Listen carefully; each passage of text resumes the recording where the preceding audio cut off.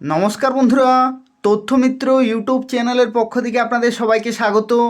আজকে এই ভিডিওতে আমরা আলোচনা করব ত্রিপুরার আরও একটি অত্যন্ত গুরুত্বপূর্ণ খবর সম্পর্কে, এবং যেটি হচ্ছে 7 মাসের বেতন বকেয়া তালা ঝুলিয়ে বিক্ষোভ কর্মচারীদের। অর্থাৎ গত 7 মাস ধরে তারা কিন্তু তাদের প্রাপ্য বেতনটুকুও পায়নি এবং অবশেষে তালা ঝুলিয়ে বিক্ষোভ দেখালো কর্মচারীরা। সম্পূর্ণভাবে দেখুন, এটা ত্রিপুরার জন্য খুবই গুরুত্বপূর্ণ একটি খবর রয়েছে। তো দেখুন, দীর্ঘদিনের ক্ষোভ অবশেষে বিস্ফোরিত হলো ডম্বুরনগর ব্লকে। বকেয়া বেতনের দাবিতে সোমবার প্রায় 200 জন সিএসপি কর্মী ব্লক অফিসে তালা ঝুলিয়ে বিক্ষোভে সামিল হন। সকাল থেকেই ব্লক চত্বরে জড়ো হয়ে স্লোগান তোলেন তারা, যার জেরে প্রশাসনিক কাজকর্ম কার্যত স্তব্ধ হয়ে পড়ে। বিক্ষোভকারীদের অভিযোগ, গত 7 মাস ধরে তারা নিয়মিত কাজ করলেও কোনো পারিশ্রমিক পাননি।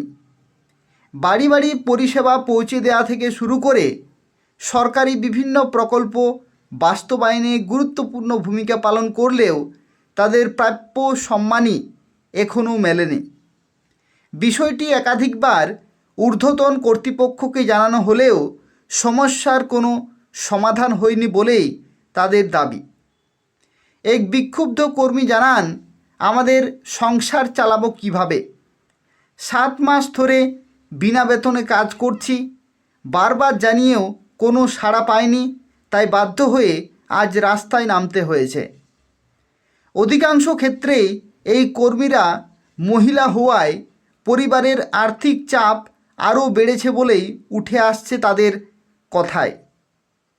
সোমবার সকাল থেকে সংগঠিত হয়ে তারা ব্লক অফিসের মূল ফটকে তালা ঝুলিয়ে দেন এবং স্পষ্ট জানিয়ে দেন যে বকেয়া বেতন না পাওয়া পর্যন্ত এই আন্দোলন চলবে।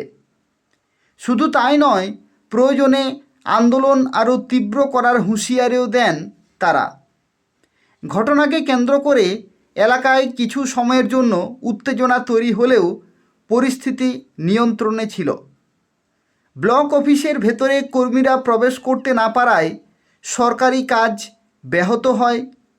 সাধারণ মানুষও বিভিন্ন পরিষেবা পেতে এসে সমস্যার সম্মুখীন হন। এদিকে প্রশাসনের পক্ষ থেকে এখনও পর্যন্ত কোনো স্পষ্ট প্রতিক্রিয়া কিন্তু পাওয়া যায়নি। তবে বিক্ষোভকারীরা জানিয়েছেন, তারা আর আশ্বাসে বিশ্বাসী নন। আগে অনেক প্রতিশ্রুতি দেওয়া হয়েছে, তবে বাস্তবে কিছুই হয়নি বলে এক কর্মী। সব মিলিয়ে ডম্বুরনগরের এই ঘটনা আবারও প্রশ্ন তুলেছে মাঠ পর্যায়ে কাজ করা কর্মীদের আর্থিক নিরাপত্তা ও প্রশাসনিক জবাবদিহি নিয়ে। এখন দেখার, প্রশাসন কত দ্রুত এই সমস্যার সমাধানে এগিয়ে আসে, নাকি আরও আন্দোলন বৃহত্তর রূপ নেয়। তো দীর্ঘ 7 মাস ধরে তারা কিন্তু তাদের যে প্রাপ্য বকেয়া যে বেতন, সেটাও কিন্তু তারা পায়নি। এবং যেহেতু অধিকাংশ কর্মচারী হচ্ছেন মহিলা, তো যে কারণে তাদের যে আর্থিক দিক, সেটা কিন্তু পুরোপুরি ক্ষতিগ্রস্ত হয়ে গেছে, এবং যার ফলে তারা অবশেষে এই আন্দোলনের পথেই কিন্তু নেমেছে। এবং বর্তমান সরকারের এই যে করুণ পরিস্থিতি, এই করুণ পরিস্থিতির দিকে কিন্তু তাকিয়ে দেখা উচিত, এবং যাতে খুব তাড়াতাড়ি পদক্ষেপ নেওয়া যায় কয়েক ঘন্টার মধ্যেই, তার জন্য কিন্তু ব্যবস্থা গ্রহণ করতে হবে সরকারকে। কারণ দীর্ঘ 7 মাস এটা কিন্তু অনেক বেশি সময়। এত সময় ধরে তাদের যে প্রাপ্যটুকুও তারা কিন্তু পায়নি। তো তার জন্য যথেষ্ট ব্যবস্থা কিন্তু গ্রহণ করতে হবে, না হলে এই সমস্ত কর্মচারীরা পরবর্তী সময়ে আরও বৃহত্তর আন্দোলনের কিন্তু ডাক দেবে। আর যেহেতু এডিসি নির্বাচন সামনেই, তো সেক্ষেত্রে নির্বাচনেও কিন্তু একটা ভালো প্রভাব পড়তে পারে এই সমস্ত সমস্যার কারণেই।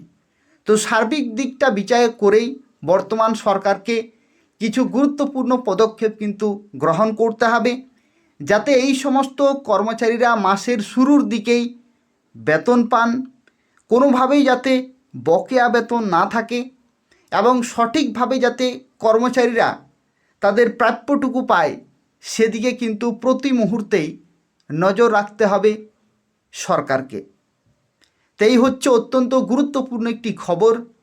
আর এই ধরনের নিয়মিত খবরগুলি পেতে হলে তথ্যমিত্র চ্যানেলটি সাবস্ক্রাইব করে রাখুন। এই তথ্যমিত্র চ্যানেল থেকে ত্রিপুরার কর্মচারী সংক্রান্ত এবং বিভিন্ন চাকরির খবর সময় মতো পেয়ে যাবেন। অবশ্যই চ্যানেলটি প্রত্যেকেই সাবস্ক্রাইব করে রাখুন। ধন্যবাদ।